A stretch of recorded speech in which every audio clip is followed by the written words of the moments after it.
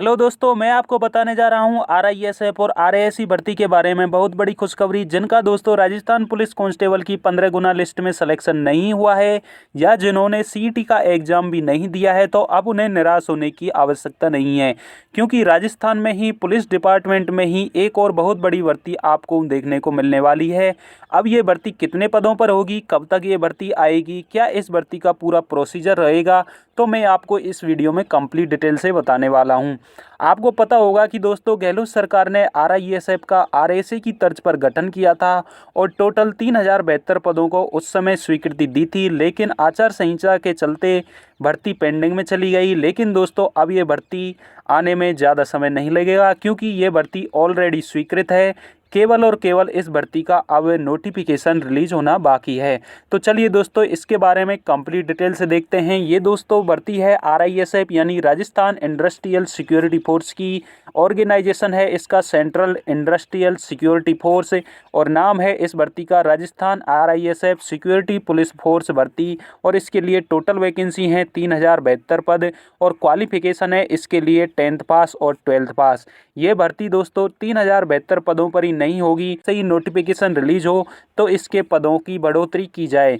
और दोस्तों इसके लिए जो पद स्वीकृत किए थे वो पद थे इसमें बटालियन कमांडेंट के लिए 3 पद, डिप्टी कमांडेंट के लिए 3 पद, सहायक कमांडेंट के लिए 30 पद, कंपनी कमांडेंट के 27 पद, प्लाटून कमांडर के लिए 135 पद, कांस्टेबल के लिए 2202 पद, हेड कांस्टेबल के लिए 600 पद, सहायक लेखाधिकारी के लिए 3 पद, कनिष्ठ लेखाकार के लिए 3 पद और सूचना सहायक के लिए 3 पद, चिकित्सक के लिए 3 पद, नर्स के लिए 3 पद, वरिष्ठ सहायक के लिए 6 पद स्वीकृत थे, चपरासी के लिए 6 पद, कनिष्ठ सहायक के लिए 12 पद, कुक के लिए 30 पद और सहायक प्रशासनिक अधिकारी के लिए 3 पद स्वीकृत किए गए थे। इस तरह दोस्तों इन पदों को मिलाकर के 3072 पदों को इस भर्ती के लिए स्वीकृति दी गई और इसके लिए 3 बटालियन का गठन भी किया गया। इनमें दोस्तों भिवाड़ी बटालियन, चित्तौड़गढ़ बटालियन और बालोतरा बटालियन शामिल थी। भिवाड़ी बटालियन के लिए दोस्तों पंजीकृत औद्योगिक इकाइयाँ थी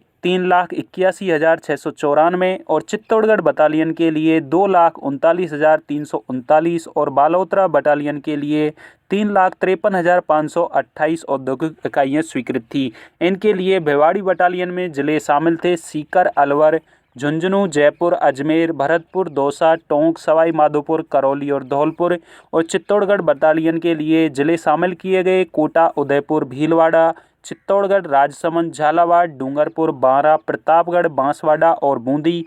और बालोतरा बटालियन के लिए जिले शामिल किए गए चूरू, हनुमानगढ़, बाड़मेर, नागौर, जालौर, सिरोही, जैसलमेर, जोधपुर, बीकानेर और श्री गंगानगर। और दोस्तों पाली जिले को बालोतरा बटालियन में शामिल किया गया। इसके लिए क्वालिफिकेशन रखी गई 12th पास और 10th पास और इसके लिए एज लिमिट आपको देखने को मिलेगी। जैसे ही ये भर्ती जारी होगी तो मिनिमम एज लिमिट इसके लिए रखी जाएगी 18 ईयर और मैक्सिमम एज लिमिट 28 ईयर। और दोस्तों आपकी कैटेगरी के हिसाब से एज में छूट भी आपको देखने को मिलेगी।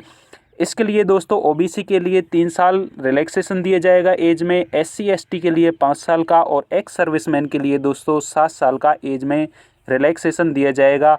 अब मैं आपको इसके सिलेक्शन प्रोसेस के बारे में बता देता हूं। ऑफलाइन रिटर्न एग्जाम होगा, उसके बाद PST यानी कि फिजिकल स्टैंडर्ड टेस्ट होगा, फिर फिजिकल एफिशिएंसी आपका टेस्ट होगा यानी PET होगा, ट्रेड टेस्ट होगा, मेडिकल एग्जामिनेशन और उसके बाद दोस्तों आपका डॉक्यूमेंट वेरिफिकेशन हो जाएगा।